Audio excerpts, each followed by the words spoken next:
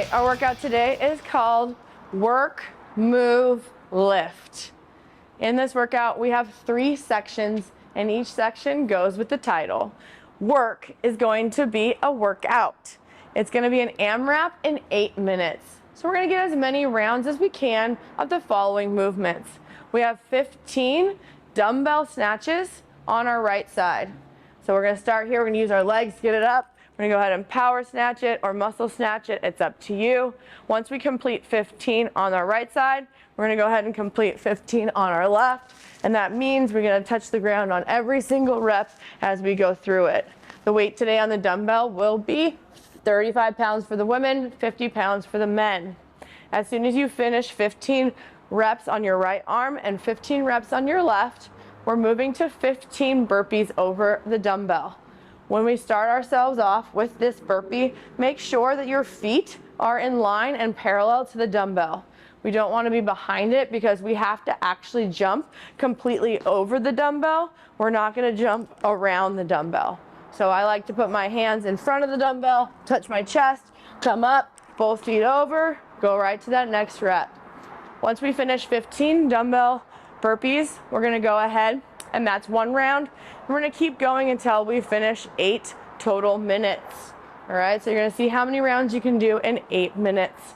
As soon as that 8 minutes is up, it's time to rest and move to the next station. You have 1 minute of rest, and that's going to give you enough time to transition to the rings.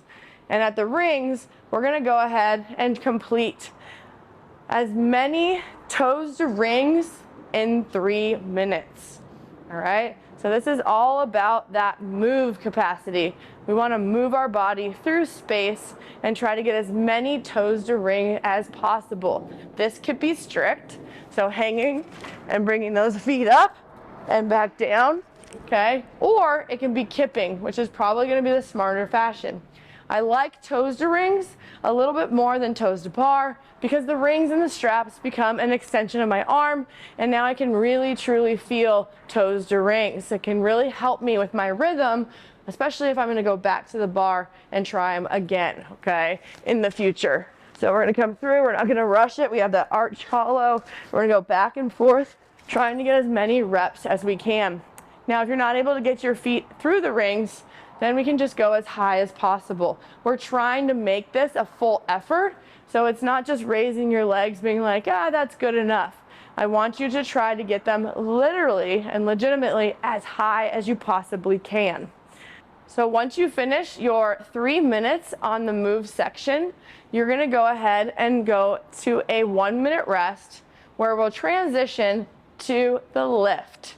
We're going to go ahead and spend 5 minutes working up to a 1 rep max front squat.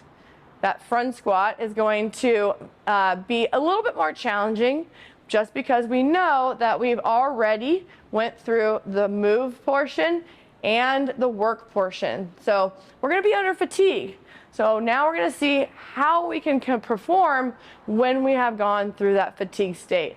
So we're going to go ahead and spend 5 minutes working up to a 1 rep max front squat. You'll have enough time in the warm-up to go ahead and have an idea of where you'll begin, okay? If you change your mind, you can take the weights off or change your plan as you go through this, but you have 5 minutes. Once that 5 minutes expires, it's gonna be completely done. So you have to be in the middle of your lift, okay, with the bar on your shoulders, not in the rack, to allow that lift to count. Okay? If the bar is in the rack at 5 minutes, the time is expired and your effort is done. So if you're in the middle of the lift, you can go ahead and complete it, but otherwise, that is it. That's all you got. All right, so when we're going to get ourselves situated into this workout, make sure you stage everything, making sure that your rings are high enough and that you have enough space for your feet to be free of the floor. We don't want to be kicking the floor as we get those rings going, okay?